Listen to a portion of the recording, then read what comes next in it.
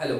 हम लोगों ने पिछले दिन जो कंसेप्ट पढ़ा था उसी के ऊपर आज हम लोग कुछ क्वेश्चन करने आए हैं। और ये जो है जितने भी क्वेश्चन हमारे बोर्ड पे लिखे हुए हैं ये क्लास 9th के आर डी शर्मा बुक की एक्सरसाइज 1.1 की क्वेश्चन है। इसमें सारे ही क्वेश्चन को हमने कंडक्ट किया, तो आप लोग एक एक क्वेश्चन देखें और स्टेप बाय स्टेप देखें, थोड़ा अच्छे से समझने का कोशिश करेंगे। ठीक है, तो हम लोग यहाँ पे देखते हैं। सबसे पहला क्वेश्चन कहता है is zero a rational number. Is zero a rational number. तो हमने पिछले दिन एक कंसेप्ट बताया था कि जब भी हम 1/0 करेंगे तो क्या हो जाएगा, नॉट डिफाइंड। अब कुछ याद आ रहा होगा।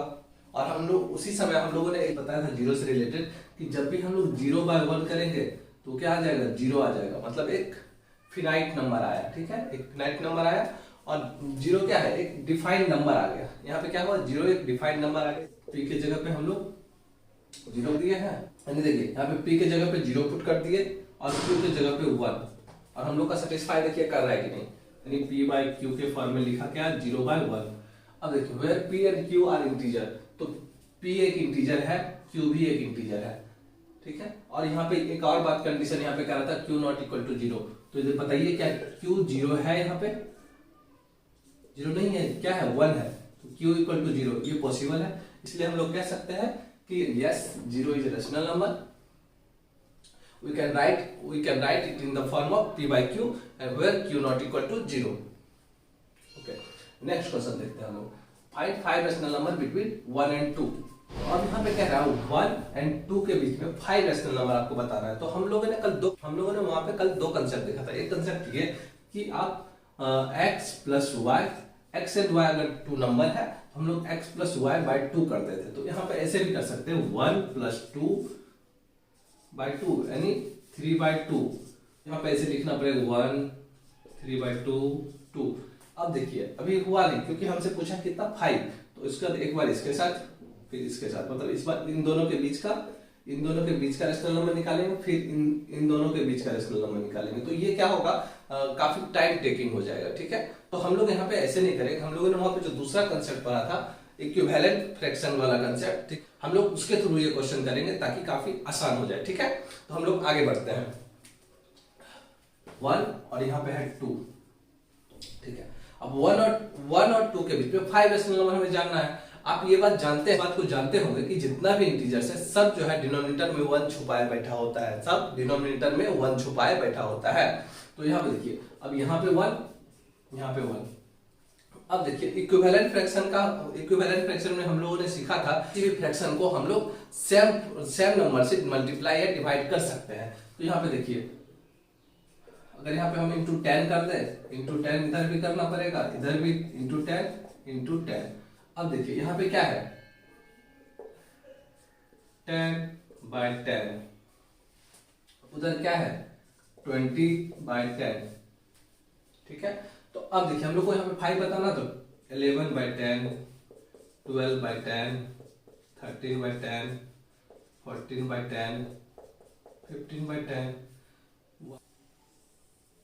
ठीक है, हम लोगों ने यहाँ पे इक्विवेलेंट फ्रैक्शन के कंसेप्ट से बहुत इजीली इस क्वेश्चन को किया है। ठीक है, यहाँ पे थर्ड क्वेश्चन देखते हैं। थर्ड में भी हम लोग उसी तरह से करें। हम लोग का क्या कहता है, find 6 rational number between 3 and 4। यहाँ पे हम लोग से पूछ रहा है 3 और 4 के बीच में 6 रेशनल नंबर। तो हम लोग यहाँ पे क्या करेंगे, सेम इसी कंसेप्ट से आगे चलेंगे। हम लोग यहाँ पे करेंगे क्या, मैंने अभी बताया है कि हर इंटीजर जो है अपने नीचे क्या छुपाए बैठा होता है, डिनोमिनेटर में 1। हर इंटीजर अपने डिनोमिनेटर में 1 छुपाया होता है। तो यहाँ पे 3/1 लिख सकते हैं, यहाँ पे क्या लिख सकते हैं, 4/1।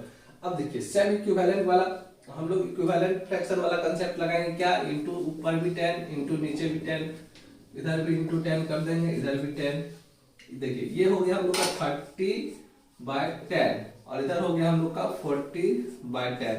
अब देखिए हम लोग यहाँ पे 31/10 लिख सकते हैं, 32/10 लिख सकते हैं, 33/10 लिख सकते हैं, 34/10 लिख सकते हैं, 35/10 लिख सकते हैं, 36/10 लिख सकते हैं। देखिए और 4 के बीच में 6 रेशनल नंबर ही पूछा था और हम लोग का यहाँ पे क्या हुआ, निकल चुका। और हम लोग का यहाँ पे 6 रेशनल नंबर निकल चुका है। ठीक है, तो हम लोग इस तरह से हम लोग नेक्स्ट क्वेश्चन पे बढ़ते हैं। देखिए फोर्थ क्वेश्चन क्या कहता है, find 5 rational number between 3/5 and 4/5। ठीक है, तो हम लोग यहाँ पे लिखते हैं क्वेश्चन को, क्या कह रहा है, 3/5 और 4/5 के बीच का 5 रेशनल नंबर आप हमें बताइए। क्या करेंगे, इक्विवेलेंट फ्रैक्शन करेंगे इन दोनों का इंटू 10, यहाँ पे भी इंटू 10 करेंगे, इनके साथ भी इंटू 10, इनके साथ भी इंटू 10। यहाँ पे क्या हो गया 30/50 हो गया, और यहाँ पे क्या हो गया 40/50 हो गया। और चूंकि हमसे पूछा है 5, तो हम यहाँ पे आराम से लिख सकते हैं 31/50, 32/50, 33/50, 34/50, 35/50। एक फोर्थ क्वेश्चन भी हो गया, और हम लोग लास्ट फाइनल क्वेश्चन करेंगे नंबर 5। फर्स्ट क्वेश्चन कह रहा है every whole number is a natural number, क्या ये पॉसिबल है? सबसे पहले हम लोग होल नंबर के कंसेप्ट को याद करेंगे, रिकॉल करने की कोशिश करेंगे। हम लोग का होल नंबर कहता क्या था कि 0, 1, 2, 3, 4, 5, 6, 7। हम लोग का होल, देखिए हम लोग का होल नंबर का कंसेप्ट क्या था 0, 1, 2, 3, 4, 5। तो हम लोग कह रहे हैं नेचुरल नंबर इंक्लूडिंग 0। अब यहाँ पे क्या कह रहा है every whole number is a natural number. तो एवरी होल नंबर यानी 0 के साथ में होल नंबर हम लोग कहेंगे, लेकिन 0 क्या है, एक नेचुरल नंबर नहीं है। 0 क्या है, एक नेचुरल नंबर नहीं है, इसलिए हम लोग इसको क्या कह सकते हैं कि ये हम लोग का फॉल्स है। ठीक है, दूसरा देखते हैं every integer is a natural number. अब यहाँ पे देखिए every integer is a natural number, तो अब से हम इसी कंसेप्ट को यहाँ पे देखेंगे क्या 0 नेचुरल नंबर है? 0 नेचुरल नंबर नहीं है, तो हम लोग का ये भी क्या हो गया, फॉल्स हो गया। उसके बाद क्या देखते हैं every rational number is an integer. ठीक है, every rational number is an integer, तो ये ट्रू है। Natural number is whole number, every natural number, तो नेचुरल नंबर क्या है, ये सारा पार्ट। ठीक है, अब देखिए होल एवरी नेचुरल नंबर, तो प्रत्येक नेचुरल नंबर क्या है, होल नंबर का पार्ट है। ठीक है, तो हम लोग यहाँ पे क्या कहेंगे, ये ट्रू है हम लोग का।